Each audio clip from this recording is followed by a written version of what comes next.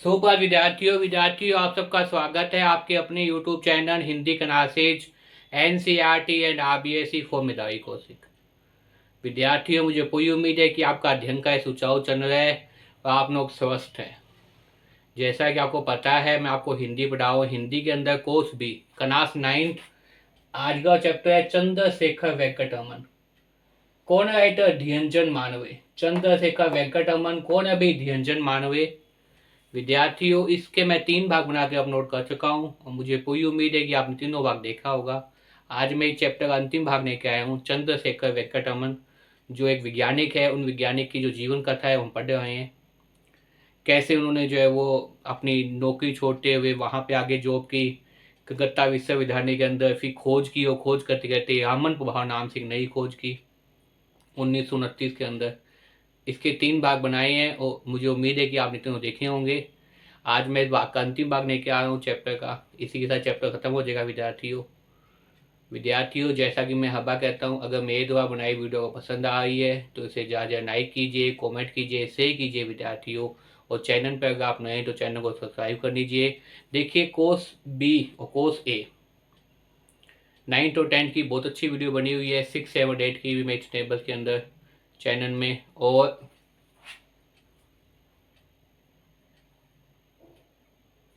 जो प्लेलिस्ट बनी हुई है प्लेलिस्ट के अंदर आप जाके देखेंगे तो आपको सब वीडियो मिल जाएगी। इससे पहले जितने भाग बना रखे हैं, लगभग ये 50वां भाग या 49वां भाग होगा विद्यार्थी। तो देखिए, आप चैप्टर शुरू करते हैं। कोर्स बी धियंजन आय के द्वारा निकला गया चंद्रशेखर वेंकटरमन। देखिए, रामन प्रभाव की खोज ने रामन को विश्व की चोटी की पंक्तियों में ना खड़ा किया। पुरस्कार और सम्मानों की तो झड़ी लग गई। सन 1924 में वोइन सोसाइटी की संस्था सम्मानित किया गया। 1929 में इन्हें सर की उपाधि दी गई। कब भाई? 1929 के अंदर चंद्रशेखर वेंकटरमन कौन सी उपाधि? सर की। 1929 में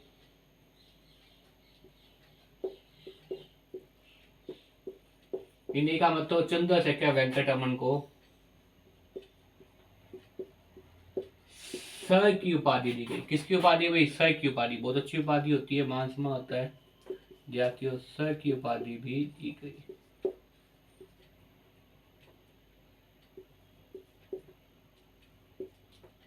कब भाई? 1929 में। किन्हें? चंद्रशेखर वेंकटरमन को कौन सी उपाधि दी गई? सर की उपाधि भी दी गई। 1929 में इन्हें सर की उपाधि भी दी गई। सर का मतलब बहुत अच्छी पदवी उपाधि दी गई।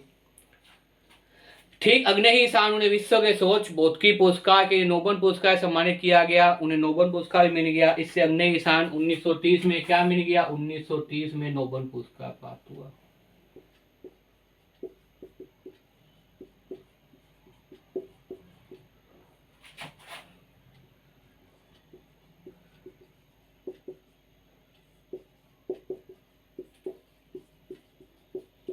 कब भाई? 1930 में कौन सा पुरस्कार प्राप्त हो गया? 1930 में इन्हें नोबेल पुरस्कार, जो बहुत अच्छा पुरस्कार माना जाता है, सम्मान होता है, वो भी इन्हें प्राप्त हो गया।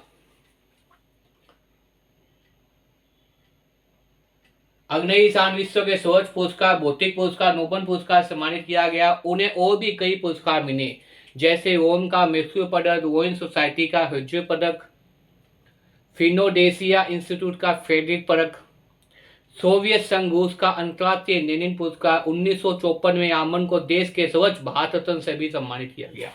1954 में क्या मिल गया? देश का जो सर्वाधिक महत्वपूर्ण पुरस्कार है, भारत रत्न भी प्राप्त हुआ। 1954 में भारत रत्न भी प्राप्त हुआ। ये नए पुरस्कार हैं विद्यार्थियों, भारत रत्न भी प्राप्त हुआ। किन्हें प्राप्त हुआ विद्यार्थियों? बताइए। चंद्रशेखर वेंकटरमन को। देखिए, 1929 में सर की उपाधि प्राप्त हुई। 1930 के अंदर नोबेल पुरस्कार प्राप्त हुआ। और भी कई पुरस्कार मिले। मुख्य मुख्य पुरस्कार मैंने यहाँ बता दिए हैं। 1954 में क्या प्राप्त हुए? भारत रत्न प्राप्त हुआ। क्या प्राप्त हुआ? भारत रत्न प्राप्त हुआ। 1954 में आमन को देश का सर्वोच्च पुरस्कार भारत रत्न से सम्मानित किया गया। वे नोबेल पुरस्कार पाने वाले पहले भारतीय वैज्ञानिक भी थे। उन्हें के बाद में ये पुरस्कार भारतीय नागरिकों के किसी अन्य वैज्ञानिक को अभी तक नहीं मिला है। उन्हें अधिकांश सम्मान उस दौर में मिले जब भारत अंग्रेजों का गुलाम था। उन्हें मिलने वाले सम्मानों ने भारत को एक नया आत्मसम्मान और आत्मविश्वास दिया। विज्ञान के क्षेत्र में उन्होंने एक नई भारतीय चेतना को जागृत किया। भारतीय संस्कृति से आमन का हमेशा ही गहरा लगाव रहा। उन्होंने अपनी भारतीय पहचान को हमेशा अक्षुण्ण रखा, बनाए रखा। अंतर्राष्ट्रीय प्रसिद्धि के बाद भी उन्होंने अपने दक्षिण भारतीय पहनावे को कभी नहीं छोड़ा। वे कट्टर शाकाहारी थे, मदिरा से सख्त परहेज करते थे। शाकाहारी मतलब मांसाहारी नहीं थे, शाकाहारी भोजन खाते थे और शराब वगैरह नहीं पीते थे। जब वे नोबेल पुरस्कार प्राप्त करने सोपोर गए तो वहां उन्होंने एंकोन पर आमन प्रभाव का प्रदर्शन किया। बाद में आयोजित पार्टी में जब उन्होंने शराब पीने से इनकार किया तो आयोजक ने परिहास मतलब मजाक में उनसे कहा, रामन ने जब एंकोन पर आमन प्रभाव का प्रदर्शन करने में आनंदित किया, कोई कसर छोड़ी तो रामन एंकोन के प्रभाव का प्रदर्शन करने से परहेज क्यों रखे। रामन का वैज्ञानिक व्यक्तित्व प्रयोगों शोध पत्र लेखन तक ही सीमित नहीं था। उनके अंदर एक राष्ट्रीय चेतना थी और वे एक देश में वैज्ञानिक दृष्टि और चिंतन के विकास के प्रति समर्पित थे। उन्हें अपने स्वाति दिन हमेशा ही याद रहे जब वो संघर्ष कर रहे थे स्वाति दिनों के अंदर, प्रारंभ के अंदर, जब उन्हें ढंग की प्रयोगशाला उपकरणों के अभाव में काफी संघर्ष करना पड़ा। इसीलिए उन्होंने एक अत्यंत उन्नत प्रयोगशाला और शोध संस्थान की स्थापना की जो बेंगलोर में स्थित है। उन्हीं के नाम पर रामन इंस्टीट्यूट का नाम भी जानी जाती है। भौतिक शास्त्र में अनुसंधान का मतलब शोध को बढ़ावा देने के लिए उन्होंने इंडियन जर्नल ऑफ फिजिक्स नामक शोध पत्रिका प्रारंभ की। अपने जीवन का उन्होंने सैकड़ों शोध छात्रों का मार्गदर्शन किया। जिस प्रकार एक दीपक से अन्य कई दीपक जलते हैं, उसी प्रकार उनके शोध ग्रंथ छात्रों ने आगे चलकर काफी अच्छा काम किया। उन्हीं में से कई छात्र बाद में उच्च पदों पर प्रतिष्ठित हुए। विज्ञान के प्रसार के लिए वे करंट साइंस नाम से एक पुस्तक का संपादन करते थे। रामन प्रभाव के प्रकाश की किरणों से नहीं समझा, उन्होंने अपने व्यक्तित्व के प्रकाश के किरण पूरे देश में अनोखी को प्रोवाइड किया। उनकी मृत्यु 21 नवंबर 1970 को 82 वर्ष की उम्र में हुई। कब उनकी मृत्यु हो गई? देखिए, रामन की जो मृत्यु थी, मृत्यु कब हो गई भाई? उनकी जो मृत्यु है 21 नवंबर 1970।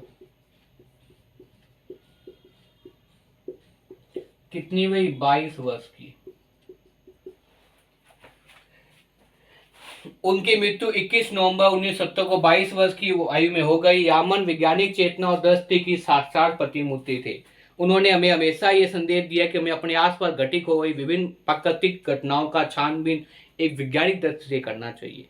तभी तो उन्होंने संगीत के सुर, तान और प्रकाश की किरणों की आभा के अंदर वैज्ञानिक सिद्धांत खोज निकाले। हमारे आसपास ऐसी न जाने कितनी चीजें बिखरी है जो अपने पात्र की तलाश में है। जरूरत है रामन के जीवन से प्रेरणा लेने की और प्रकृति के बीच छुपे हुए वैज्ञानिक रहस्य का भेदन करने की, मतों को जानने की। सबके अंदर क्या होनी चाहिए? विद्यार्थियों जिज्ञासा होनी चाहिए। जिस प्रकार से रामन ने अपना काम किया वैसे हमें भी क्या करना चाहिए? अपना काम करना चाहिए।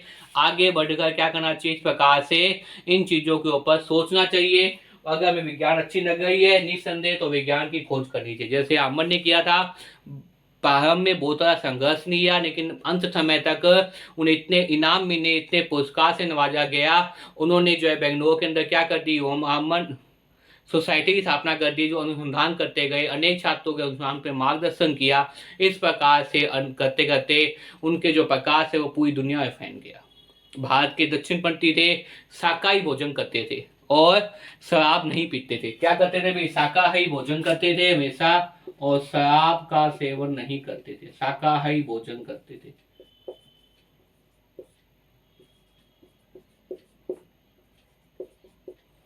और शराब का सेवन कभी नहीं किया।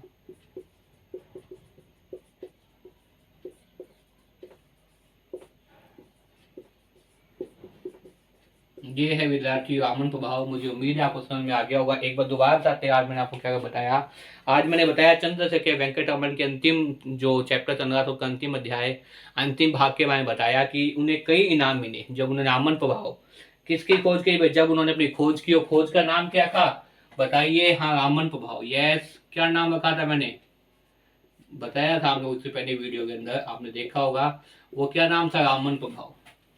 देखिए, मैंने कई चीजें बताई आज इस वीडियो के अंदर। सबसे पहले तो आप चाहे तो इन चीजों को नोट कर लीजिए या चाहे तो आप स्क्रीनशॉट ले लीजिए। बहुत महत्वपूर्ण चीजें हैं आपकी चैप्टर से संबंधित। कुछ महत्वपूर्ण फैक्ट मैं दिखाता हूँ। इन फैक्ट की सहायता से आप क्या कर सकते हैं? आसानी से इन चीजों को याद कर सकते हैं। ये फैक्ट ही पेपर में आएंगे विद्यार्थियों। चाहे तो स्क्रीनशॉट ले लीजिए या आप चाहे तो नोट कर लीजिए।